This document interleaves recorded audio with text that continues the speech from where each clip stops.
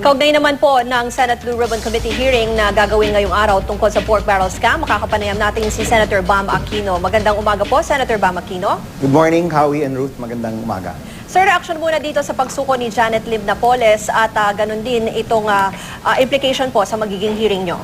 Well, unang-una, isa ko sa mga isa sa taong bayan na natuwa na nag-surrender na siya, nahuli na siya. Sana kumanta siya, talagang sabihin niya kung sino yung mga taong nasangkot sa scam na ito. Gusto niyo po ba siyang ipatawag para humarap siya sa inyong hearing, sir? Definitely, no, kung itutuloy talaga itong Blue Ribbon, kasi ngayon yung COA yung kakausapin namin, kung may pagpapatuloy yung Blue Ribbon hearing at eventually yung whistleblowers at si Janet Napoles mismo, pwede namin ipatawag dito under oath, pwede niyang sabihin kung sino ba talaga yung mga naging kasangkot niya sa scam. Sir, with regards to sa mga kasama niyo po sa Senate na nadadawit po dito sa pork barrel scam, may nagsabi na sa kanila na hindi sila mag-a-attend ng hearing, pero tatanungin niyo pa rin po ba sila tungkol dito sa issue? Well, syempre, kung wala sila dito, hindi mo pwedeng tanungin, ano? But palagay ko yung investigation naman ng Ombudsman at DOJ, ilalabas dyan lahat ng mga ebidensya na kailangang ilabas. From the start, sinabi ko naman na kailangan hintayin rin natin na matapos ang investigation ng ating authorities para mailabas kung ano ba talaga yung mga charges na ipafile sa mga nasangkot dito sa scam na ito. And probably, no, with the surrender of Janet Napoles, mas magiging madali ang resolution ng investigation ng DOJ at ng Ombudsman. Senator Aquino, do you think the committee should be able to call in your colleagues, other senators, to answer questions from the committee? Well, I think doon po aabot yan, no? To be frank, the chairman of the committee, si Senator TG, has not given us a copy of the rules that he will have to share with us regarding the proceedings of the hearing.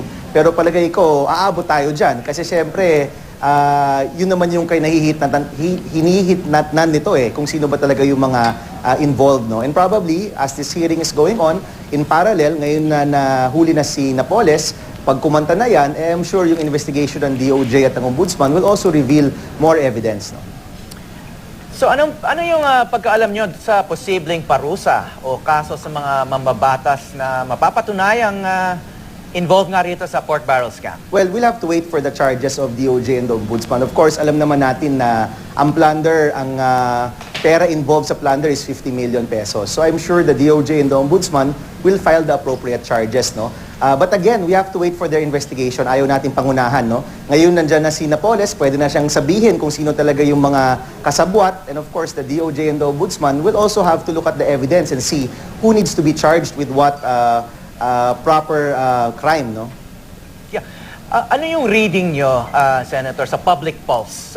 I'm sure either you were part of or you at least observed yung rally nung Monday, and you've been observing the public opinion since all these revelations came out. And, sa tingin nyo, ano yung mga pagbabago na posibleng mangyari because of all this? Well, unang-una talagang galit na galit yung taong bayan, no? Ito, I think a large part of the protest also comes from the fact na nararamdaman ng tao na yung tax-paying, yung tax natin na we work hard for our tax and napupunta lang sa mali. And I think yun yung isang bagay na talagang masakit sa maraming Pilipino, especially yung mga Pinoy na nagtatrabaho, no? At talagang kumakayod para sa kanilang pamilya. Yun talaga, masakit na masakit yun. And I think it's incumbent upon the officials, no, nahulihin talaga kung sino yung mga nasangkot sa krimeng ito. And at the end of the day, to move forward in our country, no, kung talagang nasa tuwid na daan tayo, kailangan yung mga sistema na baluktot o di kaya conducive towards corruption, kailangan mawala na talaga. So here in the Senate, no, 15 senators have already said that we will abolish the PDAF, at least in the Senate. So that's a very good development, no? But palagay ko, kasabay ng pagpapalit ng sistema, yung pagkukulong dun sa mga taong nasangkot talaga sa krimeng ito.